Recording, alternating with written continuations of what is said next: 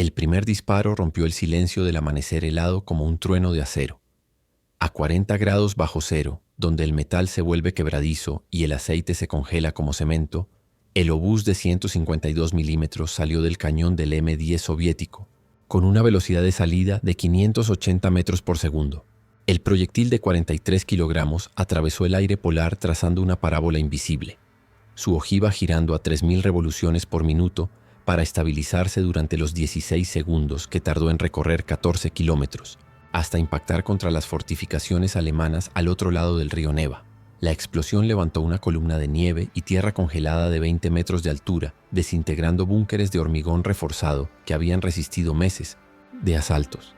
Era el 8 de septiembre de 1941 y acababa de comenzar el asedio más brutal de la historia moderna.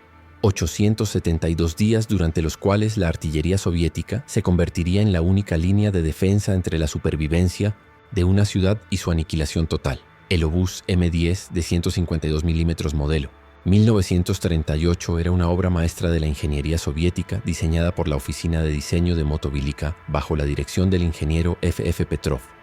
Pesaba 7.120 kilogramos en posición de combate, montado sobre una fuste, dividido con 2 ruedas de acero de 1 metro de diámetro con neumáticos macizos. Su cañón medía 4,5 metros de longitud, fabricado en acero de alta resistencia capaz de soportar presiones de 3.200 atmósferas en la recámara durante el disparo.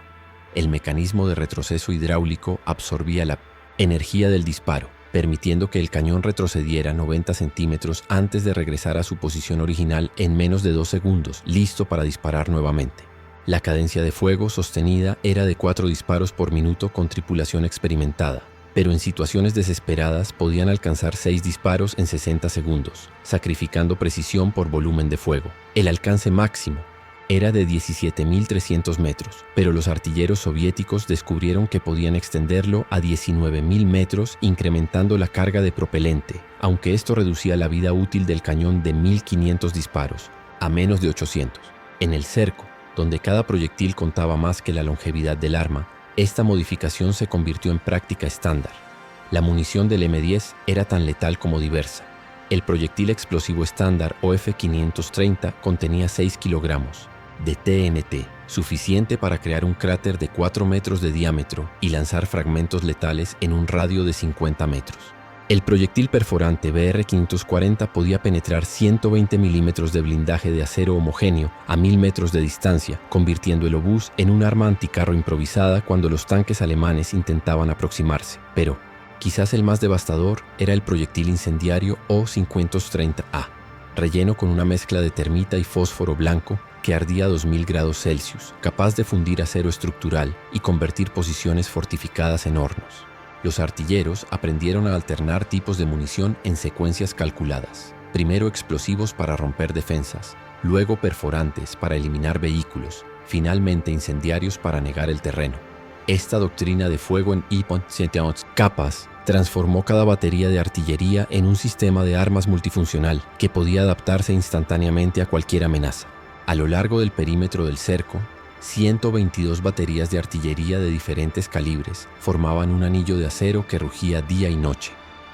Los obuses ML-20 de 152 milímetros, versión mejorada del M-10 con alcance extendido a 20 kilómetros, ocupaban las posiciones más avanzadas. Los morteros PM-38 de 120 milímetros, ligeros y móviles, podían desplegarse en minutos para responder a amenazas emergentes, lanzando proyectiles de 15 kilogramos en trayectorias de alto ángulo que caían verticalmente sobre trincheras, enemigas negando cualquier cobertura. Los cañones antiaéreos 52K de 85 milímetros cumplían doble función. Durante el día protegían el cielo contra bombarderos Junkers Ju-88. Durante la noche sus proyectiles trazadores iluminaban posiciones alemanas para que la artillería pesada pudiera ajustar el fuego. Y luego estaban los gigantes, los obuses B-4 de 203 milímetros, monstruos de 17 toneladas que disparaban proyectiles de 100 kilogramos a distancias de 18 kilómetros.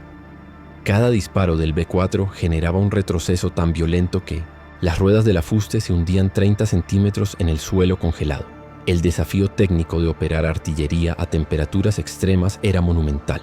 A 40 grados bajo cero, el acero se contrae, alterando las tolerancias mecánicas de los mecanismos de disparo. Los sistemas hidráulicos del retroceso se congelaban completamente, obligando a los equipos a mantener fogatas bajo los cañones durante la noche para preservar la fluidez del aceite. Las espoletas de los proyectiles se volvían erráticas con el frío, detonando prematuramente o no detonando en absoluto, reduciendo la efectividad de cada salva. Los cargadores descubrieron que tocar metal desnudo con manos desprotegidas resultaba en congelación instantánea de la piel. Pero quizás el problema más crítico era el propelente. La pólvora, diseñada para funcionar a temperaturas moderadas, quemaba más lentamente en el frío ártico, reduciendo la velocidad de salida hasta Thiesentoest en un 15% y acortando el alcance efectivo en 2 kilómetros.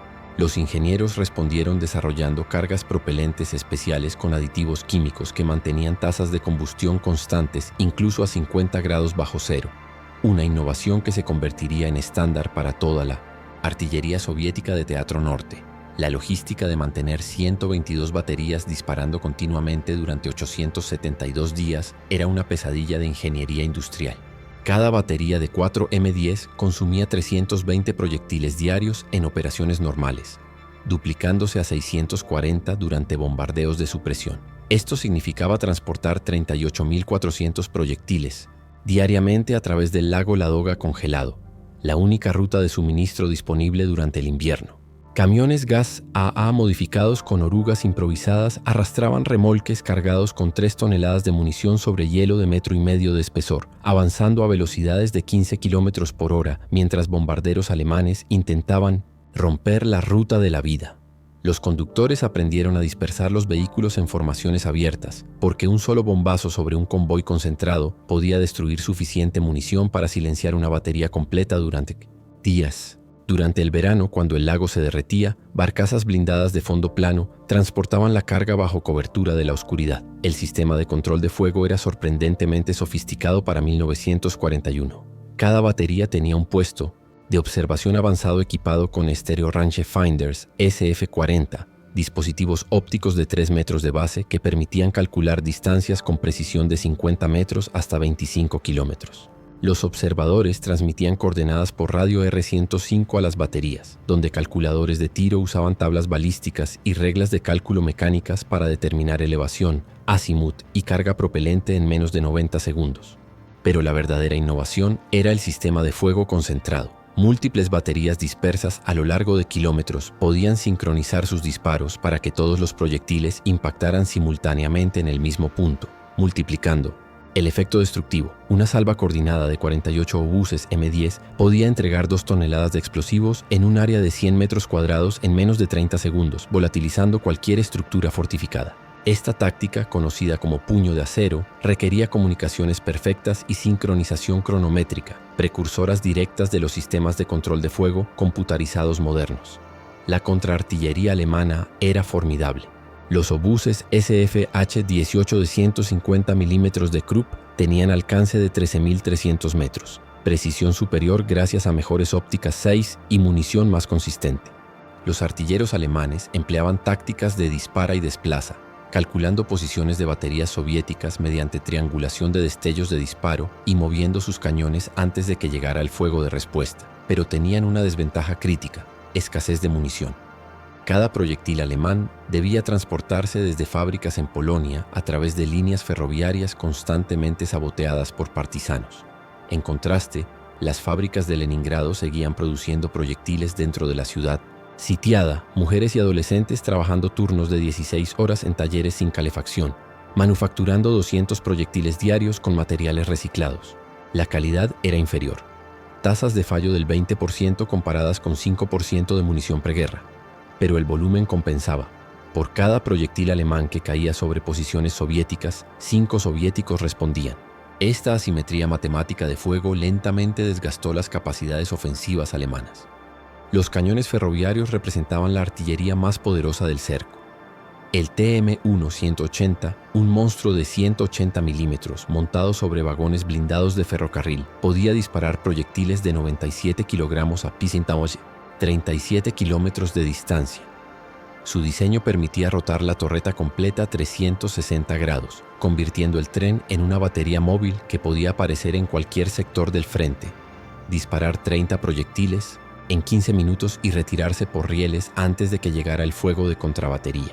Los alemanes respondieron con sus propios cañones ferroviarios K-5 de 280 milímetros, que lanzaban proyectiles de 255 kilogramos a 62 kilómetros, alcance suficiente para bombardear el centro de la ciudad desde posiciones muy retrasadas. Pero estos gigantes eran vulnerables, requerían infraestructura ferroviaria intacta, consumían munición descomunal y eran blancos prioritarios para bombarderos soviéticos Petliakov P-2 que los atacaban en picada con bombas de 500 kilogramos. La evolución táctica de la artillería durante el cerco fue revolucionaria.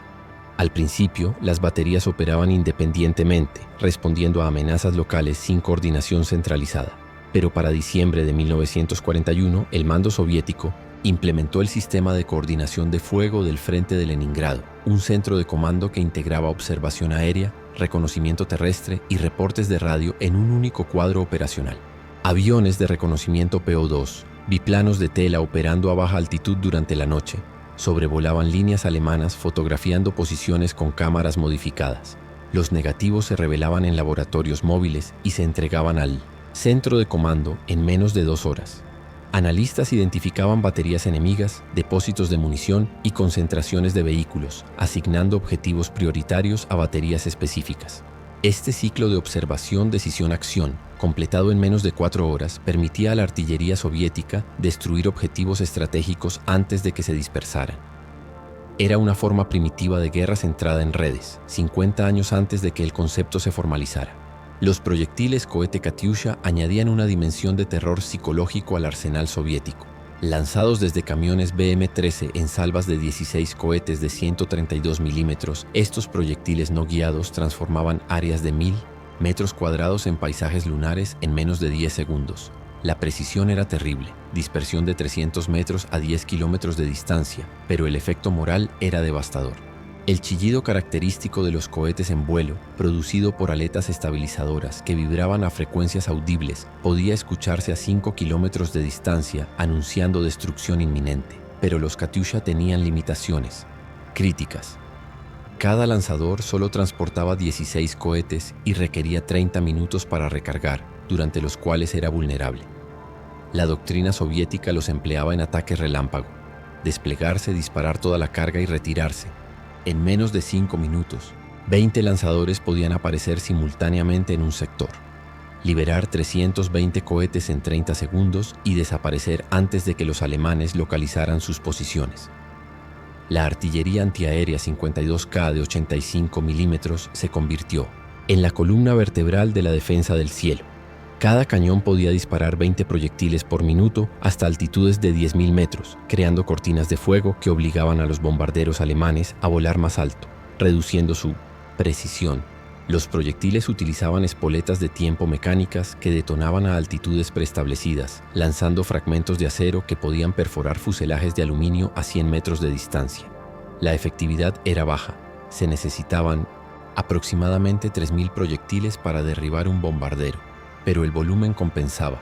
Durante el bombardeo más intenso del cerco, en septiembre de 1941, 270 cañones 52K dispararon 54.000 proyectiles en 24 horas. El costo fue astronómico. Cada cañón requería reemplazo de ánima después de 1.200 disparos debido al desgaste del rayado. Pero las fábricas de Leningrado manufacturaban cañones de reemplazo más rápido de lo que se desgastaban, manteniendo las defensas operativas continuamente. Los morteros PM-38 de 120 milímetros representaban el extremo opuesto del espectro. Armas tácticas ligeras que podían desplegarse en minutos. Pesando solo 280 kilogramos, 2 soldados podían transportar el mortero desmontado en componentes: tubo, placa base y bípode. El alcance máximo era de 5.900 metros, disparando proyectiles de 15 kilogramos en trayectorias parabólicas de alto ángulo que caían casi verticalmente, alcanzando trincheras y posiciones protegidas por cobertura horizontal.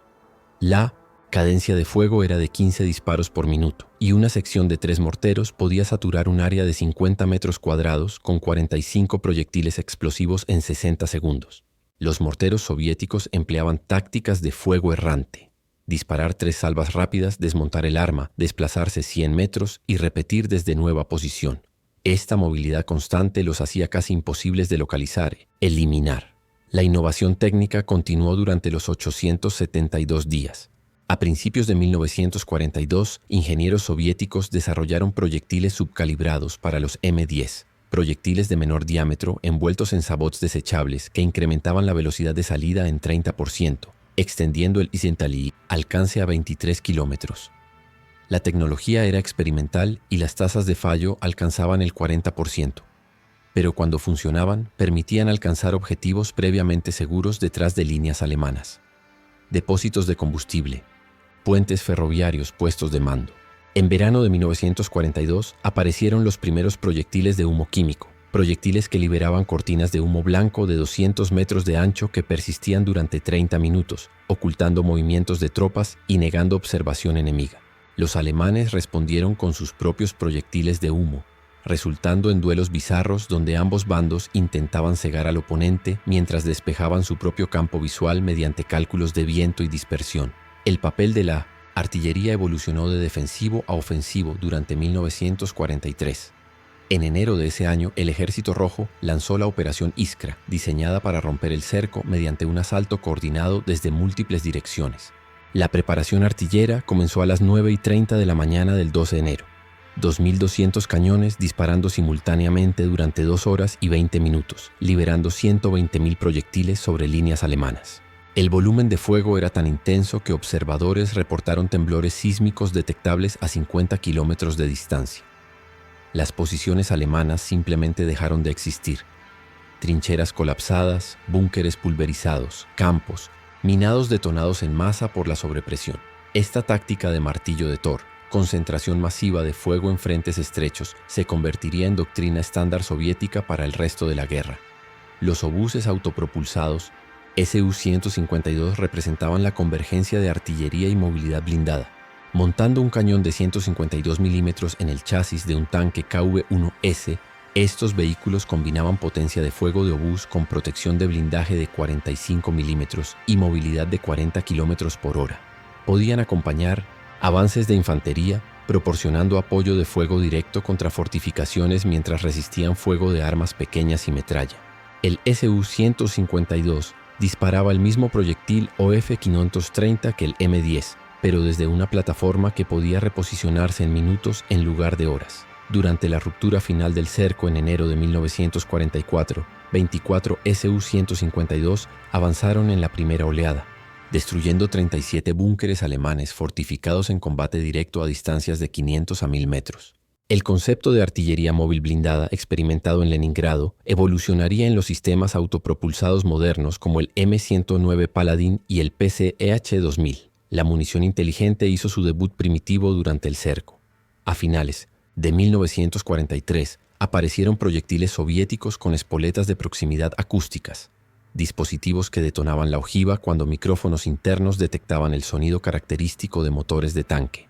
La tecnología era rudimentaria y poco confiable, pero ocasionalmente funcionaba, resultando en detonaciones aéreas sobre columnas blindadas alemanas. Los alemanes contraatacaron con proyectiles de fragmentación cronometrados para explotar a altitudes específicas sobre trincheras soviéticas, maximizando la dispersión de metralla.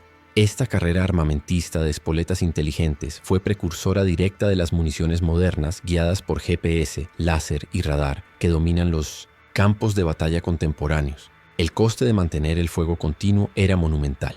Las baterías consumían ánimas de cañón como consumibles. Cada M10 requería reemplazo completo del tubo después de 1500 disparos, operación que tomaba 8 horas con grúas, móviles y equipos especializados. Durante los 872 días, las baterías del cerco dispararon aproximadamente 4.700.000 proyectiles de todos los calibres, consumiendo 853.000 toneladas de propelente y requiriendo reemplazo de 1.200 cañones completos. La producción de munición dentro de Leningrado sitiado fue proeza industrial sin precedentes. Fundiciones reconvertidas fabricaban proyectiles usando metal recuperado de estatuas, barandillas y estructuras demolidas. La calidad metalúrgica era inconsistente, resultando en proyectiles que ocasionalmente explotaban dentro del cañón, destruyendo el arma. La coordinación entre artillería y aviación alcanzó sofisticación sin precedentes. Aviones de observación, Po-2, Equipados con radios R4, volaban en círculos sobre líneas enemigas, identificando objetivos en tiempo real y transmitiendo coordenadas directamente a baterías. Los artilleros ajustaban fuego basándose en reportes del observador aéreo, caminando las salvas hacia el objetivo mediante correcciones incrementales. Un ciclo completo de observación ajuste-impacto tomaba menos de 5 minutos, permitiendo destruir objetivos móviles antes de que escaparan.